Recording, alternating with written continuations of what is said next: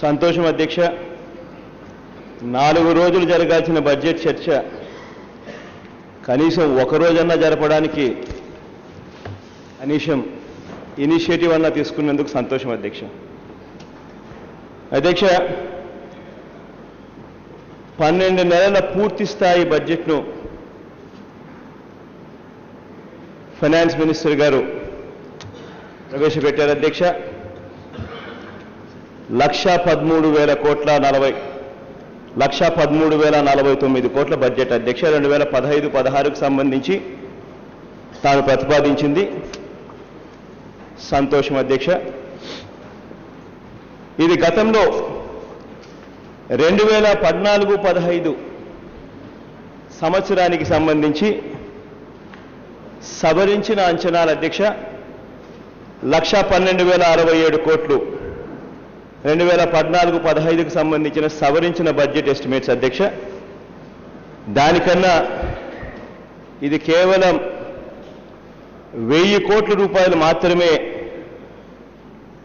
అదనంగా పెరుగుదల చూపిస్తా ఉన్నట్టుగా చూపించారు అధ్యక్ష.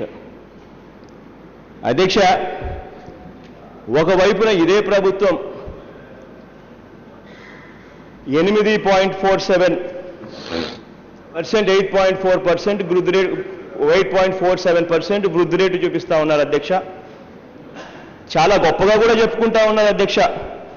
ఈ 8.4% అన్నది కాన్స్టెంట్ టర్మ్స్ బేస్ ఇయర్ 2011-12 సంవత్సరం బేస్ ఇయర్గా తీసుకుంటే 8.4%గా చూపిస్తా ఉన్నారు. ఇది కూడా మీ గవర్నర్ నరసింహన్ గారు ఇచ్చిన స్పీచ్లో ఈ పాయింట్ కూడా మెన్షన్ చేయడం జరిగింది అధ్యక్ష.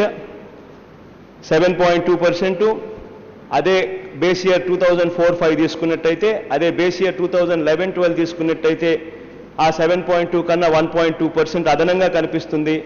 8.4% అవుతుంది అని గవర్నర్ గారి స్పీచ్లో చాలా గొప్పగా కూడా చెప్పుకున్నారు అధ్యక్ష. అధ్యక్ష, ఇంకా గొప్పగా కూడా చెప్పుకున్నారు. దేశం కన్నా 1% వృద్ధి రేటు మన రాష్ట్రంలో ఇంకా ఎక్కువ మేము చూపించగలిగామని చెప్పి ఇంకా గొప్పగా కూడా చెప్పుకున్నారు అధ్యక్ష. అంతేకాదు అధ్యక్ష, కరెంట్ టర్మ్స్లోకి వచ్చేసరికి ఇది 12.03%గా వృద్ధి రేటు నమోదైంది అని ఇంకా గొప్పగా కూడా చెప్పుకున్నారు అధ్యక్ష. మంచిదే అధ్యక్ష. మరి ఇంత గొప్ప వృద్ధి రేటు చూపించినప్పుడు మామూలుగా అధ్యక్ష ఎకనామిక్స్లో ఒక థియరీ ఉంది అధ్యక్ష.